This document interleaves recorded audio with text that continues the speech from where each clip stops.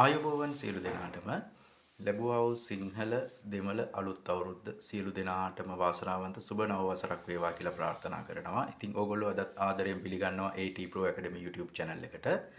ඉතින් ඇත්තටම මේ අලුත් අවුරුදු උදා වෙච්ච අවස්ථාව සිංහල දෙමළ අලුත් අවුරුදු උදා වෙච්ච අවස්ථාව ඔයගොල්ලන්ගේ ජීවිතයේ ආයෝජනයන් සහ නිවැරදි දිශානතිය සඳහා ගෙන යන්න ලැබිලා තියෙන හොඳ අවස්ථාවක් කියලා මම හිතනවා. හොඳ ටර්නින් පොයින්ට් එකක් කියලා හිතනවා. ඒ වගේම තමයි අපි දන්නවා දෙසැම්බර් 31 ඉවර වෙලා ජනවාරි 1 වෙනිදා ලබද්දිත් අපිට ඒ අවුරුද්දේ අපේ අලුත් අවුරුද්ද සඳහා ප්ලෑන්ස් හදාගෙන අපේ ජීවිතය ඉස්සරහට ගෙනියන්න අපි උත්සාහ කරනවා. ඒ වගේම ඒ වගේ එහෙම යම් කිසි අවස්ථාවක මගහැරුණු කෙනෙක්ට ජීවිතේ මේකත් හොඳ ටර්නින් පොයින්ට් එකක්. ඔයගොල්ලන්ගේ වැඩ කටයුතු ඉස්සරහට කරගෙන යන්න හොඳ ප්ලෑන් එකක් හදාගෙන ඉදිරියට කරගෙන යන්න තියෙන. ඉතින් ඇත්තටම ඒක නිසා මම මේ අද ඔයගොල්ලොත් එක්ක කතා කරන්න බලාපොරොත්තු වුණා. දැන් අපි පහුගිය මගේ වීඩියෝ සීරීස් එකම ගිහිල්ලා බැලුවොත් ඔයගලන්ට තේරෙන්නේ නැති අපි අර නිවැරදිව හරි විදිහට ආයෝජනය කරන්නේ කොහොමද කියන එක ගැන ගොඩාක් දුරට කතා කරලා තියෙනවා. ඉතින් මෙන්න මේක විශේෂිත අවස්ථාවක් මේ අවුරුද්ද විශේෂයෙන්ම මේ රාජ්‍ය සේවකයින්ට විශේෂිත අවස්ථාවක් ඒක අපි දන්නවා. මොකද ඔවුන්ගේ අයවැයෙන් වැඩි වෙච්ච වැටුප් වැඩිවීමත් එක්කලා යම් මුදලක් ඔවුන් අතර ලැබිලා තියෙනවා. හැබැයි අපි දන්නවා ඇත්තටම රජයක් විසින් වැටුප් වැඩිවීමක් හෝ යම්කිසි වියදමක් කරනවා නම් ඒ වියදම උන් තවත් කොහෙන් ආකාරයකින් කොහෙන් හොය ලබා ගන්න ඕනේ. එහෙම නැතුව ඒගොල්ලන්ට මේ දේවල් කරන්න බැහැනේ. ඉතින් ඒ කෙසේ වෙතත් මේ වෙලාවේ අපිට දැනෙන විදිහට නම් මේ රාජ්‍ය සේවකයින්ට වෙලා තියෙන යම්කිසි අපි දුමු අවම වශයෙන් රුපියල් 3000ක් හරි 5000ක් හරි 10000ක් හරි ඒ ශ්‍රේණීන් අනුව වෙනස් වෙච්ච වැටුප් වැඩිවීම මේ දේවලුත් එක්කලා බැලුවාම ඕගොල්ලන්ගේ අතට යම්කිසි වැඩි මුදලක් ලැබිලා තියෙනවා.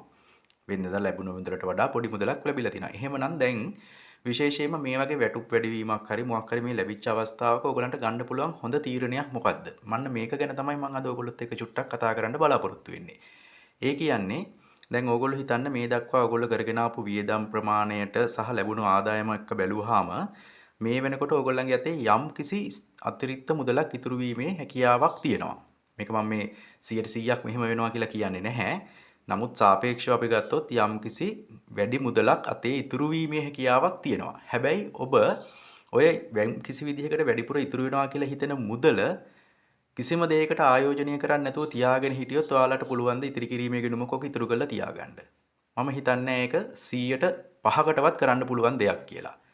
මොකද ඔයගොල්ලෝ සාමාන්‍ය විදිහට අපි හිතමු රුපියල් 3000ක් නම් වැඩිවීමක් සිද්ධ වෙලා තියෙන්නේ. ඒ රුපියල් 3000ක මුදල ඔයගොල්ලෝ ඉතුරු කිරීමේ ගිණුමක හැම මාසෙම තැන්පත් කිරීම කරනවා නම් ඒක කරන්න පුළුවන් වෙන්නේ 100%කටත් අඩු පිරිසකට.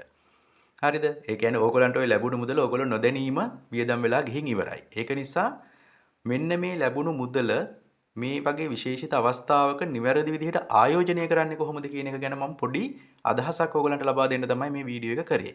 කොහොමද මේ දේ කරන්නේ? මේක මේ වෙන කිසිම නීති අනුකූල ඩොවන ආයෝජන ක්‍රම මුකුත් නෙමේ. ඕගොල්ලෝ දන්නවා මම මේ සම්බන්ධයෙන් වීඩියෝ ගණනාවක් කරලා තියෙනවා. බැංකුවල තියෙනවා ඉන්වෙස්ට්මන්ට් ප්ලෑන්ස් ආයෝජන සැලසුම්. මේ වික රාජ්‍ය බැංකු සහ පෞද්ගලික බැංකු මේ දෙකේම තියෙනවා. ඒ සම්බන්ධයෙන් මම ඊට කලින් වීඩියෝ ගණනාවක් ඒ බැංකු සම්බන්ධයෙන් කරලා තියෙනවා. එතකොට මෙන්න මේ වගේ අවස්ථාවක ඕගලන්ට පුළුවන් ඕගලන්ට ලැබිලා තියෙන මුදල අපි හිතමු රුපියල් 3000ක මුදලක් වැඩිපුර ඕගලන්ගේ අතේ ඉතුරු කරගන්න පුළුවන් නම් මෙන්න මේ බැංකු සම්බන්ධ වෙලා තියෙන ආයෝජන සැලසුමකට යන්න. ඒකේදී ඕගලන්ට පුළුවන් වසර 2 සිට වසර 5, 10, 15 වෙන කාල සීමාවක් දක්වා ඒ බැංකුව විසින් දෙන මුදලක් තියෙනවා. ඒ කියන්නේ රුපියල් හිතමු ලක්ෂ 2ක්, ලක්ෂ 5ක්, ලක්ෂ 10ක්, 15ක්, 20ක්, 50ක්, 100ක් තමන්ට හැකියාව තියෙන විදිහට කාලය සහ මුදල තීරණය කරලා අද ඉඳන් ඕගොල්ලන්ට පුළුවන් ඒ හැම මාසෙකම අර මම කිව්ව ස්ථාවර ගාස්තුවක් ඒ බැංකුවේ ඒ අදාළ ගිණුමට පැර කරන්න. එතකොට ඒකට ඕගොල්ලන්ට සාමාන්‍ය ඉතිරි කිරීමේ පොලියකට වඩා වැඩි පොලියක් ලබා දෙනවා.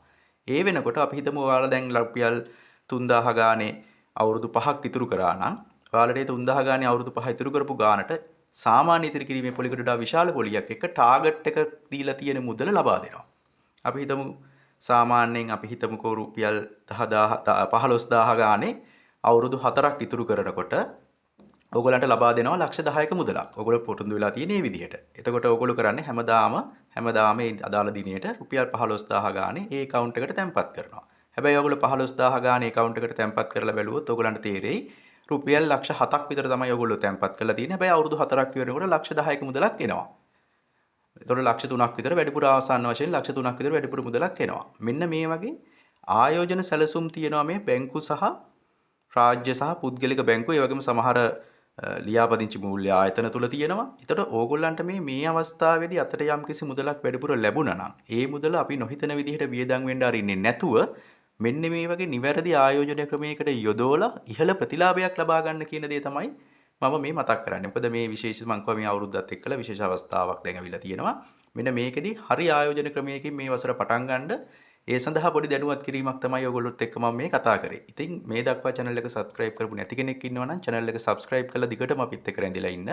මේ වගේ වැදගත් වීඩියෝස් ගොඩාක් ඔයගොල්ලොත් එක්ක ඉස්සරහට අරගෙන එනවා. තවත් අලුත් වීඩියෝ series එකක් මම අරන් එන්න බලාපොරොත්තු වෙනවා. තවත් ආයෝජන ක්‍රමයක් ගැන අපි ඒකත් ඉස්සරහට කතා කරමු.